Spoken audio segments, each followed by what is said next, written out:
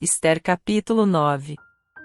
Ora, no 12º mês, que é o mês de Adar, no dia 13 do mês, em que a ordem do rei e o seu decreto estavam para se executar, no dia em que os inimigos dos judeus esperavam assenhorar-se deles, sucedeu o contrário, de modo que os judeus foram os que se assenhorearam do que os odiavam.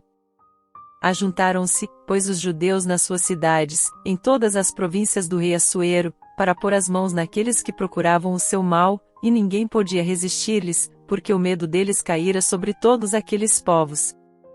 E todos os príncipes das províncias, os sátrapas, os governadores e os que executavam os negócios do rei auxiliavam aos judeus, porque tinha caído sobre eles o medo de Mordecai. Pois Mordecai era grande na casa do rei, e a sua fama se espalhava por todas as províncias, porque o homem ia se tornando cada vez mais poderoso. Feriram, pois, os judeus a todos os seus inimigos a golpes de espada, matando-os e destruindo-os, e aos que os odiavam trataram como quiseram. E em Suzã, a capital, os judeus mataram e destruíram 500 homens, como também mataram Parsandata, Dalfon, Aspata, Parmasta, Arizai, Aridai e Vaizata, os 10 filhos de Amã, filho de Amedata, o inimigo dos judeus, porém ao despojo não estenderam a mão. Nesse mesmo dia veio ao conhecimento do rei o número dos mortos em Suzã, a capital. E disse o rei à rainha Ester: em Suzã, a capital, os judeus mataram e destruíram 500 homens e os 10 filhos de Amã, que não teriam feito nas demais províncias do rei? Agora, qual é a tua petição? E te será concedida, e qual é ainda o teu rogo? E atender-se-á. Respondeu Ester: se parecer bem ao rei, conceda aos judeus se acham em Suzã que façam ainda amanhã conforme o decreto de hoje, e que os 10 filhos de Amã sejam pendurados na forca. Então o rei mandou que assim se fizesse, e foi publicado em edito em Suzã, e os 10 filhos de Amã foram dependurados. Os judeus que se achavam em Suzã reuniram-se também no dia 14 do mês de Adar, e mataram em Suzã 300 homens, porém ao despojo não estenderam a mão. Da mesma sorte os demais judeus que se achavam nas províncias do rei se reuniram e se dispuseram em defesa das suas vidas, e tiveram repouso dos seus inimigos, matando dos que os odiavam 75.000, porém ao despojo não estenderam a mão. Sucedeu isso no dia 13 do mês de Adar e no dia 14 descansaram, e o fizeram dia de banquetes e de alegria. Mas os judeus que se achavam em Suzã se ajuntaram no dia 13 como também no dia 14, e descansaram no dia 15, fazendo o dia de banquetes e de alegria. Portanto os judeus das aldeias, que habitam nas cidades não muradas, fazem do dia 14 do mês de Adar dia de alegria e de banquetes, e de festas, e dia de mandarem porções escolhidas uns aos outros. Mordecai escreveu estas coisas, e enviou cartas a todos os judeus que se achavam em todas as províncias do rei Assuero, aos de perto e aos de longe, ordenando-lhes que guardassem o dia 14 do mês de Adar e o dia 15 do mesmo, todos os anos, como os dias em que os judeus tiveram repouso dos seus inimigos, e o mês em que se lhes mudou a tristeza em alegria, e o pranto em dia de festa, a fim de que os fizessem dias de banquetes e de alegria, e de mandarem porções escolhidas uns aos outros, e dádivas aos pobres. E os judeus se comprometeram a fazer como já tinham começado, e como Mordecai lhes tinha escrito, porque Amã, filho de Amedata, o Agagita, o inimigo de todos os judeus, tinha intentado destruir os judeus, e tinha lançado isto é, a sorte, para os assolar e destruir, mas quando isto veio perante o rei, ordenou ele por cartas que o mau intento que Amã formara contra os judeus recaísse sobre a sua cabeça, e que ele e seus filhos fossem pendurados na forca. Por isso aqueles dias se chamaram Purim, segundo o nome Pur.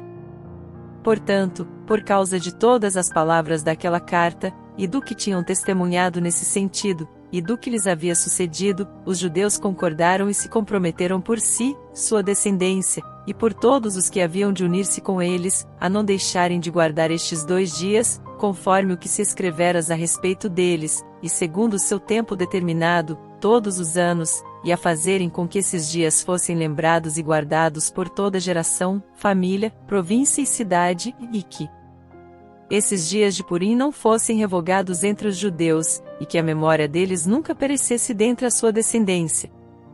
Então a rainha Ester, filha de Abiaiú, e o judeu Mordecai escreveram cartas com toda a autoridade para confirmar esta segunda carta a respeito de Purim, e enviaram-nas a todos os judeus, às 127 províncias do reino de Assuero, com palavras de paz e de verdade, para confirmar esses dias de Purim nos seus tempos determinados, como o judeu Mordecai e a rainha Esther lhes tinham ordenado, e como eles se haviam obrigado por si e pela sua descendência no tocante a seus jejuns e suas lamentações. A ordem de Esther confirmou o que dizia respeito ao Purim, e foi isso registrado nos anais. Hoje vamos nos debruçar sobre o capítulo 9 do livro de Esther, um capítulo cheio de reviravoltas e celebração. Este é um capítulo de vitória e alegria após um período longo e difícil. Vamos lá entender o que acontece e o que podemos aplicar em nossas vidas. A vitória dos judeus. Este capítulo narra o dia em que os judeus se defendem dos seus inimigos. Apesar da ordem original de Amã para destruí-los, a nova lei permitiu que se defendessem, resultando em uma grande vitória para eles. Aplicação em nossas vidas. Às vezes enfrentamos situações que parecem impossíveis de superar. A história nos lembra que, com a ajuda certa e ação no momento certo, podemos superar as adversidades. Nunca é tarde para a virada do jogo. A justiça de Mardoqueu e Esther. Esther e Mardoqueu agem com justiça e sabedoria para garantir a segurança do seu povo. Eles não buscam vingança além do necessário para a proteção. Aplicação em nossas vidas. Em momentos de conflito ou quando estamos em posição de poder, é crucial agir com justiça e não deixar o desejo de vingança nos dominar. Devemos buscar a paz e a proteção, não a destruição. A instituição da festa de Purim. Para comemorar a vitória e o livramento, os judeus instituem a festa de Purim. Essa festa é um tempo de alegria, celebração e gratidão a Deus pela salvação. Aplicação em nossas vidas. Todos nós temos momentos de vitória que devem ser celebrados e lembrados. É importante ter tempos na nossa vida para lembrar das bênçãos e celebrar as vitórias, grandes ou pequenas. A lembrança do livramento. Purim se torna um tempo para lembrar o livramento de Deus e ensinar às novas gerações sobre o que aconteceu. Aplicação em nossas vidas. É fundamental lembrar e compartilhar as histórias das nossas vitórias e do que aprendemos nelas. Isso encoraja outros e fortalece a nossa fé e a das gerações futuras. Conclusão. O capítulo 9 de Esther é uma celebração da justiça, da proteção divina e da importância de lembrar e celebrar as vitórias. Nos lembra que, mesmo nos momentos mais sombrios, a esperança e que a celebração e a gratidão são partes fundamentais da nossa jornada. Vamos levar isso no coração e celebrar cada vitória em nossas vidas.